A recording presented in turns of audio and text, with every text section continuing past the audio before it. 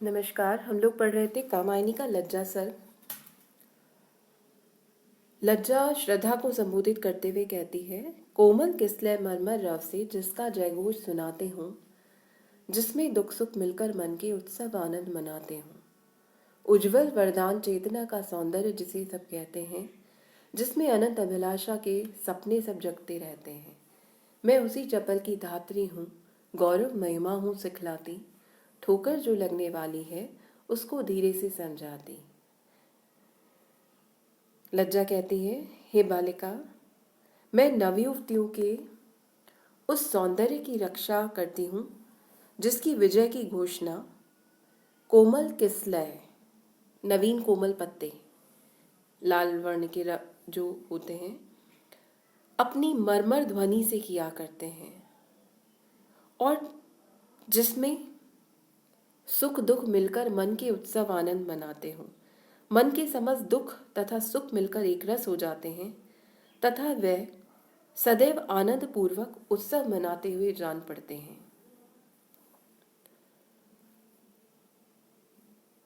कवि का विश्वास है कि सौंदर्य में मन के सुख और दुख दोनों मिलकर एक हो जाते हैं, उसमें विषमता नहीं रहती है।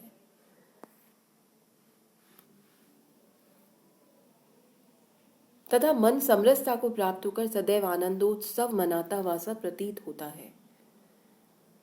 सौंदर्य को सत्य और शिव से समन्वित करके प्रसाद उसे एक व्यापक चेतना का रूप प्रदान करते हैं, जिसमें सत्यम शिवम सुंदरम का पूर्ण समावेश रहता है। उज्जवल वरदान चेतना का सौंदर्य जिसे सब कहते हैं, जिसमें अनंत अभिलाषा के सपने सब जगते रहते हैं।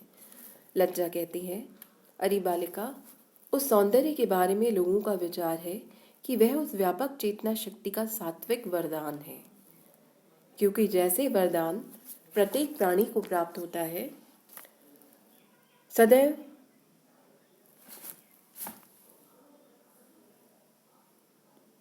वह वरदान प्रत्येक प्राणी को आसानी से प्राप्त नहीं होता। कठोर तप, अथक परिश्रम, शुभ कर्मों के परिणाम स्वरूप ही प्राप्त होता है। उसी तरह यह सौंदर्य भी प्रत्येक प्राणी या प्रत्येक पदार्थ को प्राप्त नहीं होता, केवल शुभ कर्मों, कठोर तप आदि से ही मिलता है।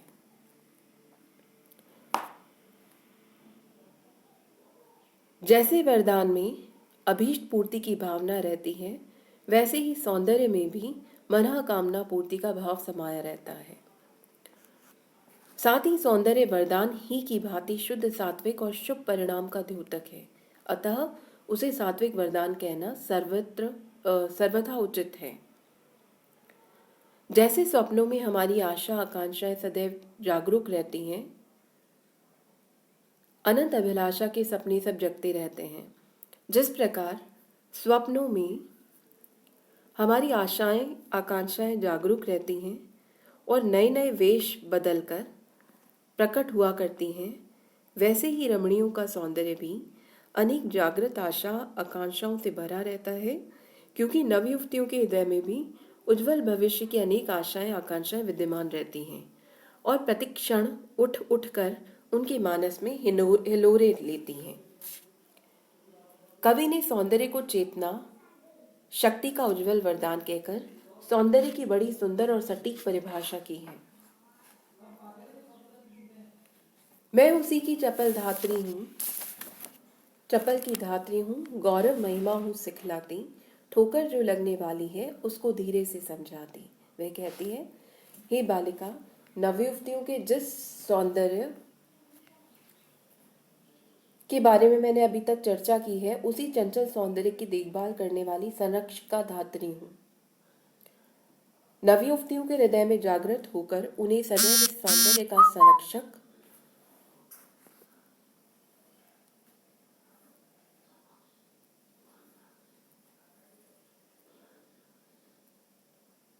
सदैव उस सौंदर्य का गौरव और उसकी महत्ता को सिखाया करती हूँ।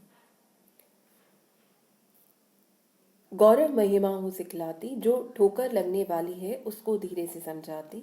जैसे धाय अपने संरक्षण में पलने वाले बच्चे को महान बनाने के लिए गौरव और महत्व की बातें सिखाती है, जैसे धाय पोषित बच्चे को सन्मार्ग पर ले जाने के लिए संसार की बुरी बातों, आपत्तियों, हानियों, ठोकरों से बचाती है, वैसे ही नवयुवतियों के हृदय में प्रकट होकर उन्हें प्रेम के मार्ग पर लगने वाली नाना प्रकार की ठोकरों से मैं बताती हूँ, उनके बारे में समझाती हूँ, जिससे वे धोखा खाकर कहीं पतन के गर्त में ना गिरे और उन्हें जीवन में हानि न उठानी पड़े। ठोकर लगना मुहावरा है जिसका अर्थ है हानि होना, पतन होना। कवि ने इस तरह भाषा में मुहावरों का प्रयोग करके सजीव और आकर्षक लाक्षणिक बनाया है।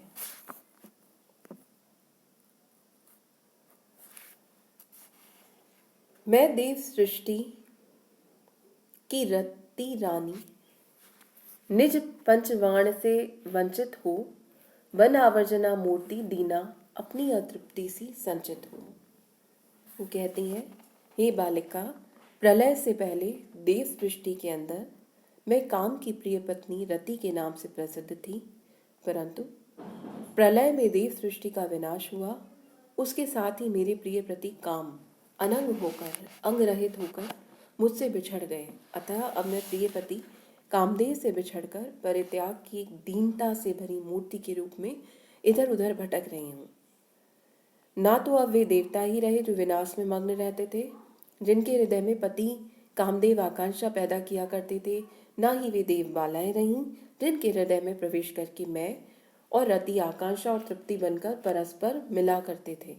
अब तो हम दोनों इधर उधर तरफ अतृप्त होकर भटक रहे हैं। इस तरह पहले तो मैं तृप्ति के रूप में देवबालाओं के हृदय में रहती थी, पर आज मैं अतृप्ति की एक संचित मूर्ति सी बनकर यहाँ भटक रही हूँ। कवि ने लज्जा को रति कहा है। लज्जा मनोभाव रति को प्रकट करने के लिए ही एक रमणी के हृदय में उत्पन्न होता है,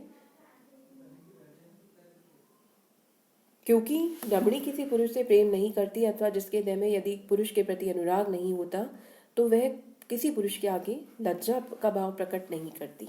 इसलिए रति की अनिवार्य स्थिति है यहाँ पर।